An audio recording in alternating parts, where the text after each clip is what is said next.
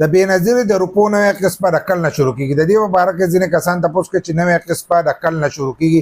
کومو کسانو چې دا زوړ قسط راغستی نو هغه دا تپوس کوي چې نوې قسمه د کل نه شروع کیږي. په دې کې ځینې داسې کسان دي چې هغو تر اوسه پورې دا زوړ قسط چې دی دا نه دی راغستی.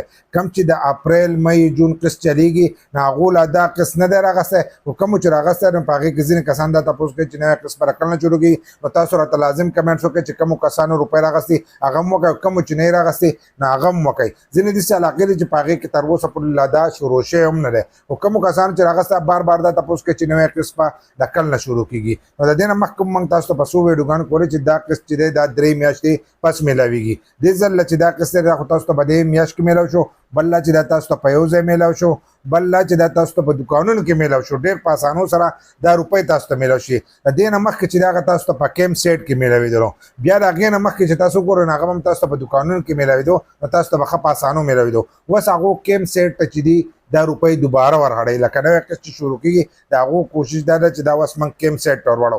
دې ځل یې په دوکانونو کې به دې باندې ورکړو چې ډېره زیاته ګرمي وه نو د هغې د وجې نه چې دی دی په دوکانونو کې ورکړو. خو راتلونکی کم قسط چې تاسو تپوس کوئ چې نوې قسط په رقم نه شروع کېږي نو دغه هم تاسو ته په کیم سیټ کې چې دی په هغې کې میلاوېږي. نو چې په کیم سیټ کې میلاوېږي نو دې بیا څه چل کوي هغه په مرحلو چلیږي.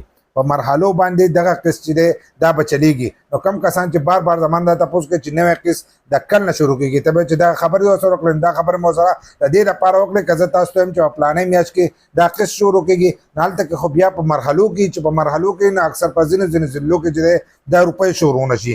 بل لا یو قسط چې دی هغه به دې کې مس شوی دی لکه دا اوس تاسو ته د جولای اګست ستمبر قسط دی دا چې به مخکې تاسو ته میلاوېدو نو د جون په اخره هفته کې چې دی دا به تاسو ته شروع کېدو. لکه دا روپۍ به تاسو ته میلاوېدلې او په جولای کې چې دی دا روپۍ به مکمل ختم شوي وي. لکه په جولای کې به دا ختم شوي وي لکه تاسو ته په اولني سر کې میلاوېدو. اوس دي دا چې دی دا اوس اخرني سر ته ورواړولو. نو اخرني سر ته ورواړو نو کم کسان چې نوې قسط به رقم نه شروع کېږي نو جولای په میاشت کې خو له سره نه شروع کېږي لکه په دې میاشت کې چې دی له سره اراده نشته. خو په راتلونکي کومه اګست میاشت چې ده نو د هغې په اخرنۍ هفته کې چې دی کېدی شي چې دا قسط شروع شي. که بیا پکې نوی اپډیټ راغی نو هغه به موږ ستاسو سره شیر کوو. خو په هغې کې به شروع کېږي حالن ساعت د کیم سیټ لا څه خبره چې دا هم نه ده شي. ځینې کسان وایي چې تا ویلو چې په ویلټ کې به میلاوېږي لکه ډیجیټل ویلټ.